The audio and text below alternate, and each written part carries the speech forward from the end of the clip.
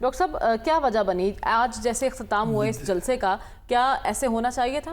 دیکھیں جو کچھ بھی ہو رہا ہے اسلام آباد میں وہ افسوسناک ہے، کیونکہ میرے نزدیک اس سے پاکستان میں جمہوری عمل تو پہلے ہی لڑک رہا تھا اور نقصان پہنچے گا، اور عملی طور پر اس کا نقصان سیاست اور سیاستدانوں کو ہوگا، سیولین پروسیسز کو ہوگا، کیونکہ سیولین عناصر ایک دوسرے سے لڑ کے زخمی ہو کے سڑک کے ایک سائڈ گر جائیں گے اور فائدہ کسی اور کو ہو جائے گا، یہ سمجھنا ضروری ہے۔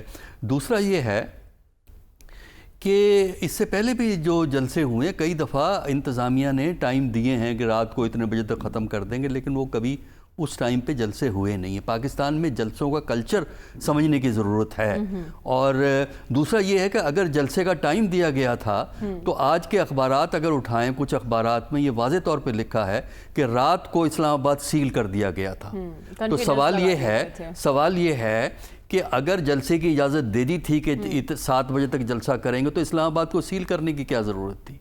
دیکھیں نا، اس کا مطلب یہ کہ پہلے سے نیت تھی۔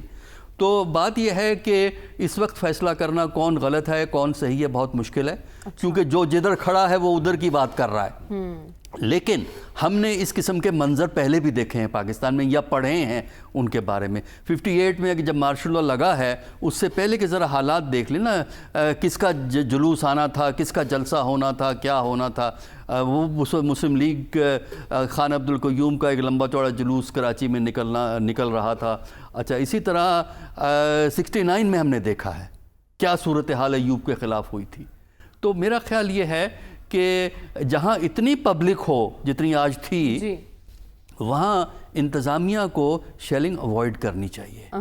وجہ یہ ہے کہ اگر ٹائم ہو بھی گیا تھا تب بھی آپ اس کو ایک یہ سمجھتے کہ پاکستان میں جلسوں کا کلچر یہ ہے کہ جلسے کبھی ٹائم پہ ختم نہیں ہوتے۔ دیکھیں یہ کمپیوٹر، ہم نے 2 بار انہیں آگاہ کیا، دیکھیں بات یہ ہے 7 بجے تک ختم کرنا ہے، جب نیت بد ہو تو بہانے مل جاتے ہیں۔ دیکھیے یہ کوئی کمپیوٹر پروگرام نہیں ہے کہ بٹن پریس کیا ختم ہو گیا۔ مجھے یہ بتائیے آج تک کبھی جلسے ٹائم پہ ختم ہوئے ہیں؟ کئی جلسوں کا اگر آپ ریکارڈ اٹھا کے دیکھیں، انتظامیہ نے کہا 11 بجے جلسہ ختم ہوگا، جلسہ ختم نہیں ہوا ہے۔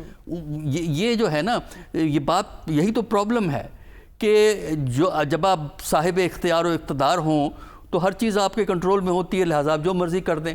لیکن میری سمجھ سے یہ بات بالاتر ہے کہ یہ تجربے کے باوجود اور پاکستان کی تاریخ کے باوجود آج جو کچھ ہوا ہے اس کے نتائج اچھے نہیں ہوں گے، اس کے نتائج آپ کو اچھے دکھائی نہیں دے رہے، اور جو آج ہوا ہے آپ کی نظر میں بڑا افسوسناک ہے۔